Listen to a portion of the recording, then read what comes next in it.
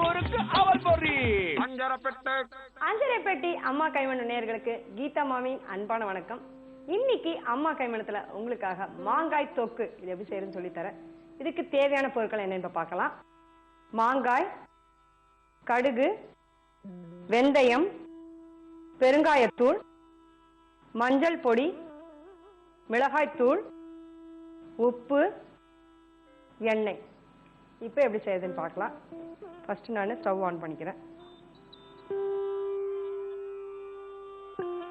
மாங்காய் பார்த்தீங்கன்னா சீசன் போது கிடைக்கும் உங்களுக்கு. அந்த மாதிரி நேரத்தில் நீங்கள் தொக்கு பண்ணி சாப்பிட்டீங்கன்னா ரொம்ப ரொம்ப நல்லா இருக்கும். இந்த தொக்கெல்லாம் பார்த்தீங்கன்னா ஒரு வாரம் வச்சு சாப்பிடலாம். நம்ம போடுற விதத்தில் தான் இருக்கு. இப்போ கை போடாமல் இருந்ததுன்னா ஒரு மாதம் கூட வரும்.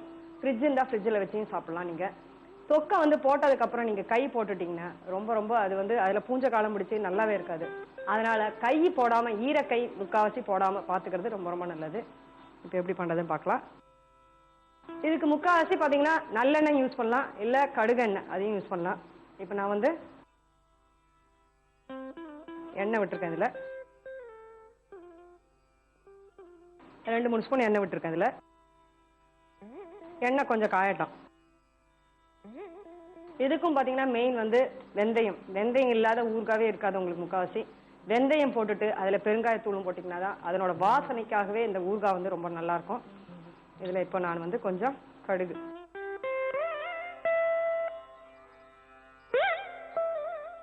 வெந்தயம் 1 ஸ்பூன் போட்டிருக்கேன், பெருங்காயத்தூள் இது 1 ஸ்பூன் போட்டிருக்கேன். இதில்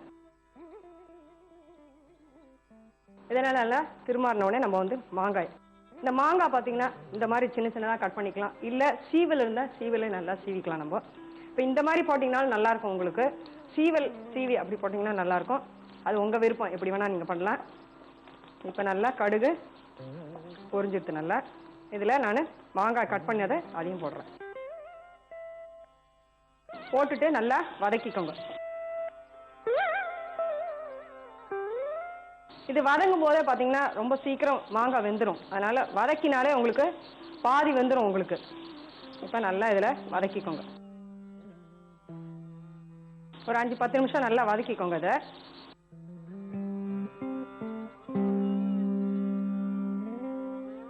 தொக்கு பார்த்தீங்கன்னா சீக்கிரமாக நம்ம வந்து ஒரு வாரம் அந்த மாதிரி வச்சு நம்ம சாப்பிட்றதுக்காக தான் தொக்கு பண்ணுறது முக்கால்வாசி.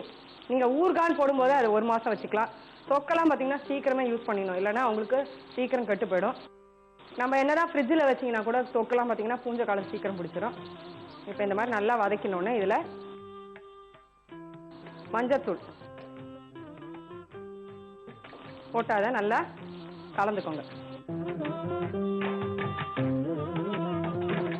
அதை நல்லா கலக்க கலக்க பார்த்தீங்கன்னா அந்த மஞ்சள் பொடியோட அந்த நிறம்லாம் அதில் இறங்கிடும். இதிலே கொஞ்சம் நம்ம காரத்துக்கு ஏற்ற மாதிரி நம்ம வந்து இதில் மிளகாய் தூள் போட போகிறேன். ஒரு 2-3 ஸ்பூன் மிளகாய் தூள் போடலாம். அதையும் நல்லா கலந்துக்கோங்க. பாருங்க, நீங்கள் பார்க்கும்போதே தெரியும் உங்களுக்கு. இதில் மஞ்சள் பொடி மிளகாய் தூள்ல அதில் அப்படியே இறங்கிடும் கொஞ்சம் கொஞ்சமாக உங்களுக்கு. இப்போ நான் வந்து இதில் கொஞ்சமாக இதுக்கு தேவையான அளவுக்கு உப்பு, அதையும் போட்டு நல்லா கலந்துக்கோங்க.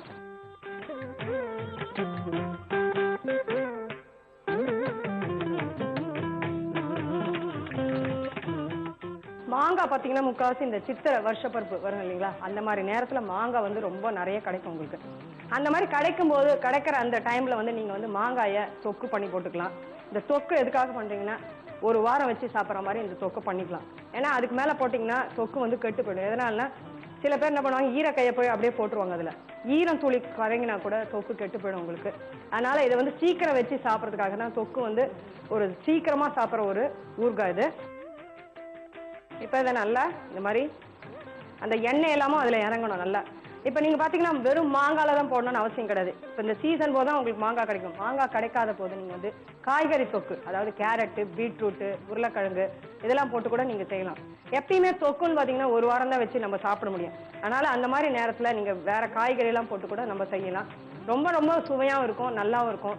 நம்ம வச்சு சாப்பிட்றதுக்கு ரொம்ப நல்லாயிருக்கும். ஒரு வாரம் வச்சு சாப்பிட்றதுக்கு ரொம்ப ரொம்ப நல்லாயிருக்கும். இப்போ நான் ஸ்டவ் ஆஃப் பண்ணிக்கிறேன். நல்லா இதை இந்த மாதிரி கலந்துடணும். நம்ம இதுல வெந்தயம் போட்டிருக்கனால பாத்தீங்கன்னா வெந்தயத்தோட அந்த வாசனையும் ரொம்ப ரொம்ப நல்லா தெரியும் உங்களுக்கு. கொஞ்சம் அந்த சூடு ஆறட்டும். நான் அதை ஒரு பவுல் எடுத்து வச்சுக்கிறேன்.